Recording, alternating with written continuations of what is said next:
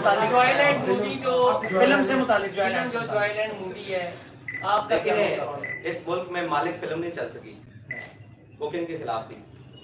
ان طاقتوروں کے خلاف۔ تو اس ملک میں وہ فلم کیسے چل سکتی ہے یا وہ چلانے کی کوشش کی جا رہی ہے جو اسلام کی بنیادی اساس کے خلاف ہو؟